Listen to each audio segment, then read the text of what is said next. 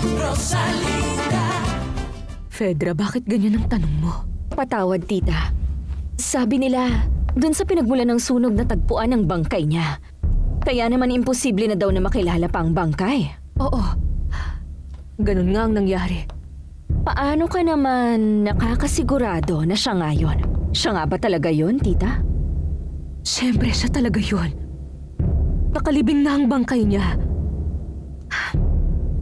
Nakakalungkot man pero totoo.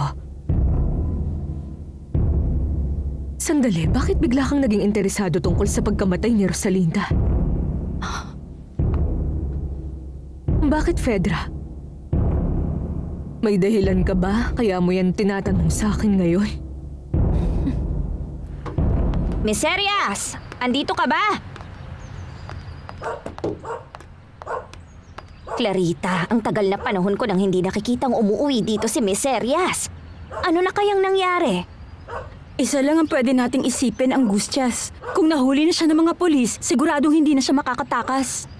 At paano kung nakalabas siya ng kulungan at umalis kasama si Paloma? Hay, wag mong sabihin yan, Angustias.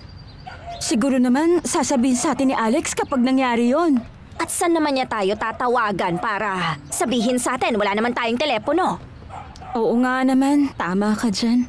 Kailangan nating malaman ang nangyari.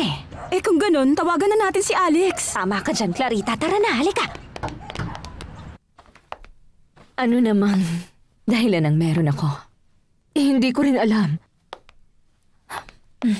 Kalimutan mo na yon, Tita Soledad.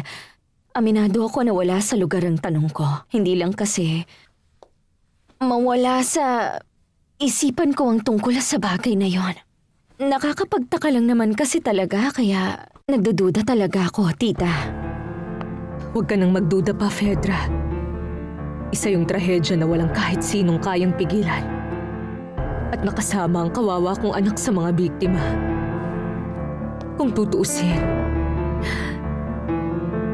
sa kwarto niya nagsimula ang sunog. Baka nung nalaman niya, huli na ang lahat para tumakas pa siya. O baka dahil magulo ang isip niya, kaya hindi na niya naisip na tumakas. Oo, baka ganun na nga. Ang lala na nangyari. Nagpapagaling na siya. Gagaling na sana siya. Nakakaawa siya. Nakakaawa talaga.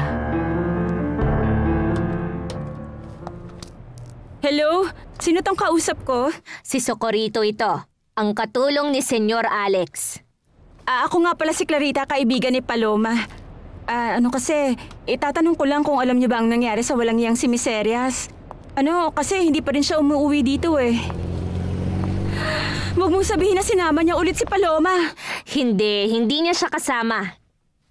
Hindi mo alam kung gaano ako natakot nung pumunta siya rito para kunin siya. Pagkatapos nun, itinulak niya pa nga ako. Pero nung papunta na siya kay Paloma, sakto naman na dumating ng mga pulis dito para hulihin siya at dinala na nila siya ron sa kulungan. Sa wakas, buti na lang. Nahuli na din siya. Anong sabi sa'yo, Clarita? Sa wakas, ipinakulong na nila si Miserias. Pakawalan niyo ako rito! Wala akong kasalanan! Inosente kong tao! Tumigil ka nga, Lolo. Simula na dumating ka dito sa kulungan, sigaw ka na ng sigaw. Paulit-ulit ka na lang. Buwisit na mayaman na yon. Sinira niya ang plano ko. Natutuwa ako na nakulong na siya para hindi na siya manggulo pa. Oy, pero pwede ko bang makuusap ang kaibigan kong si Paloma? Si Senyorita Paloma? Hindi pa siya nakakauwi. Pero alam mo ba, Clarita? Hindi na siya dito nakatira. Ano? Talaga ba? Anong sinabi niya? Hindi na raw doon nakatira si Paloma.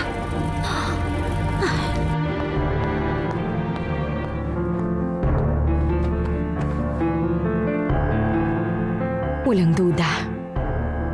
Patay na nga siya. Patay na si Rosalinda. Totoong patay na nga talaga siya. Rosalinda.